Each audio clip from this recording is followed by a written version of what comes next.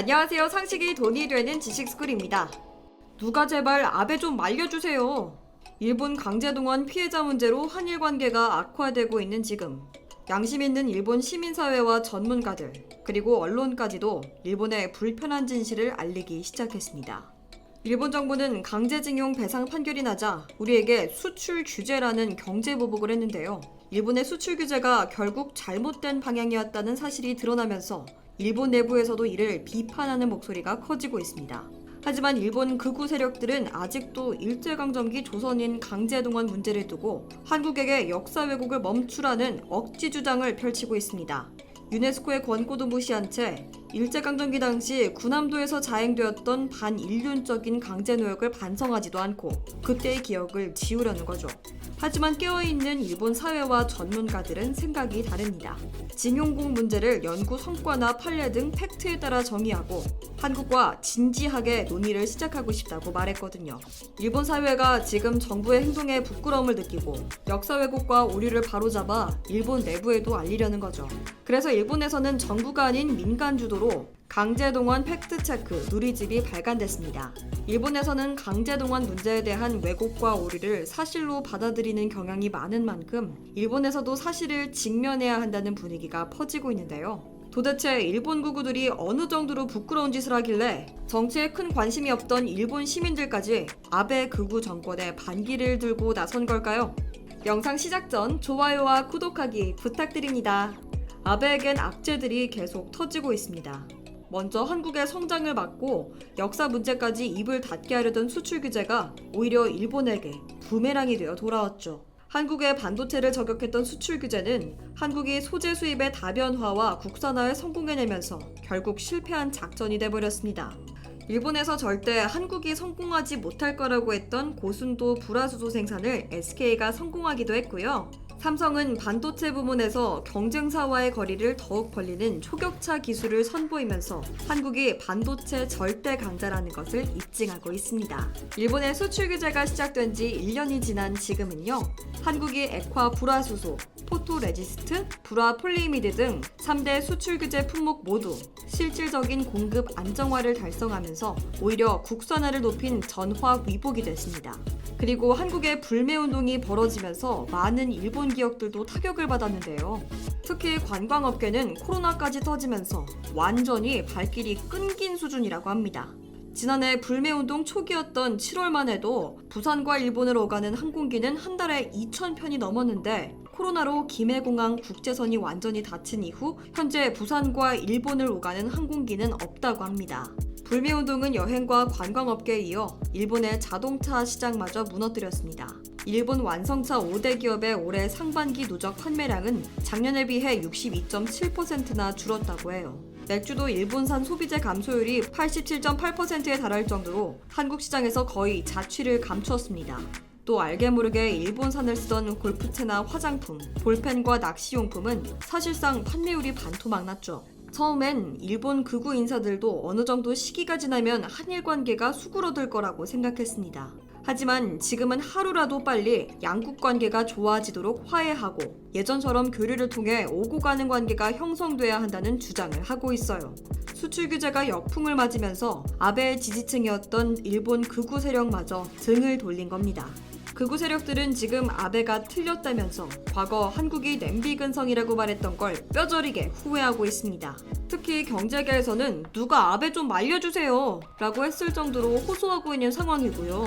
일본 언론에서조차 아베 정권은 수출 관리와 징용공 문제는 전혀 관계가 없다고 주장했지만 한국이 수출 관리 제도의 미비점을 바로 잡았음에도 이를 인정하지 않는다는 것은 논리가 통하지 않는다고 지적까지 했어요.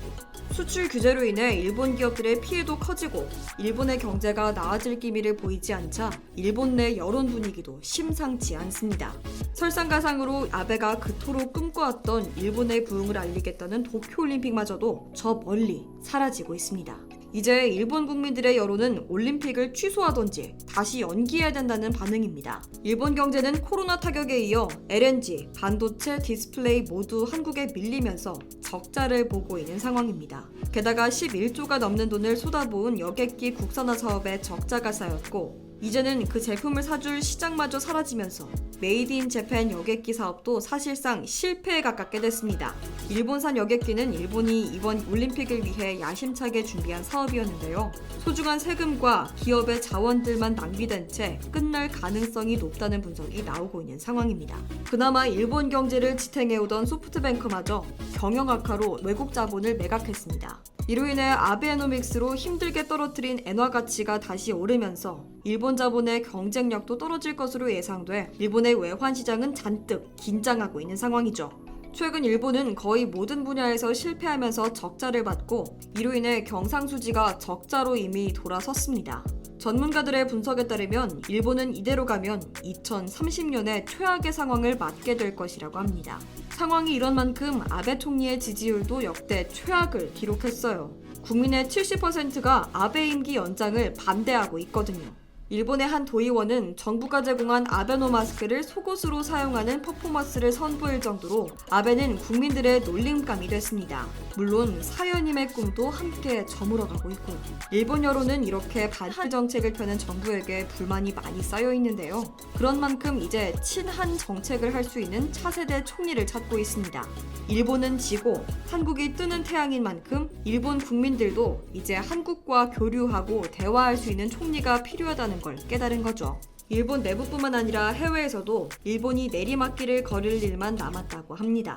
세계적인 투자은행 모건 스탠리에서는 아마 코로나가 2차 대유행을 하더라도 아시아에서 일본만 경제 성장을 못할 거라며 일본은 끝났다는 뉘앙스를 내비쳤습니다. 그리고 일본은 경제뿐만 아니라 한국의 문화와 서비스 산업, 첨단 산업에서도 뒤처지기 시작했습니다. 일본의 자랑이었던 편의점 같은 서비스 산업마저도 이젠 한국 기업이 눌러버렸거든요. K-드라마와 한류, 특히 ICT 분야는 이번 코로나 사태를 통해 절대 한국을 따라올 수 없다는 것이 전 세계에 증명됐습니다. 한국은 이미 선진국이다. 다만 한국인들만 그 사실을 모른다. 이미 외국에서는 한국을 초인류 국가로 보고 있습니다. 한국은 세계에서 7개국만 포함되는 3050 클럽의 회원국이고 국가 경쟁력은 일본, 프랑스, 이탈리아보다도 앞서 있거든요. 이 나라들이 모두 G7 국가들이라는 것을 생각해 본다면 이미 한국은 세계 초선진국이라 불리는 G7을 앞서가는 것이라고도 볼 수 있죠. 또 한국은 전 세계가 코로나 위기에 있는 와중에도 모든 해외 언론이 극찬할 정도로 위기관리 능력이 뛰어납니다. 올해 한국 경제는 주요 20개국 가운데 두 번째로 높은 성장률을 기록하고 있고 또 경기 선행지수도 100을 기록하면서 OECD 국가들 가운데 유일하게 경기가 앞으로 팽창할 수 있다는 평가까지 받고 있습니다. 게다가 한국은 이제 세계 무역기구 수장에도 도전해 리더십이 사라진 WTO 체제 복원에 나설 예정입니다.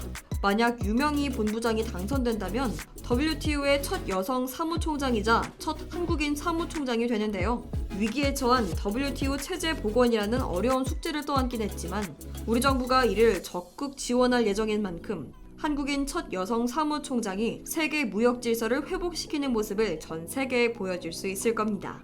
한국이 WTO 사무총장 후보를 낼 정도로 전 세계에 영향을 주며 성장하고 있는 반면 일본은 세계에서 존재감이 점점 사라지고 있는데요. 일본은 이 상황에 조바심이 나나 봅니다. 그래서 일본은 G7의 한국 참가를 반대한다는 둥 WTO 사무총장 후보 낙선 운동을 펼 거라는 둥 사사건건 딴지를 걸고 있어요. 한국과 예정되어 있는 WTO 제소도 그동안 무성의하게 대응하다 이제 와서 대화를 하자는 모순된 행동까지 보이고 있죠. 반성과 발전을 할 생각은 안 하고 매번 남탓만 하는 일본. 일본은 과연 언제쯤 정신을 차릴 수 있을까요? 여러분도 속 좁게 한국을 견제하는 일본은 무시하고 대한민국의 미래를 위해 국력을 쌓는 게 더 낫다고 생각하시지 않나요? 이와 관련된 여러분의 다양한 의견 댓글로 남겨주시면 감사하겠습니다.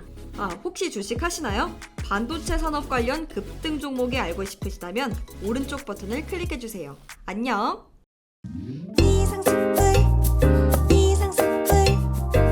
주식을 모르면 이상스쿨. 주식 모르니? 이상스쿨.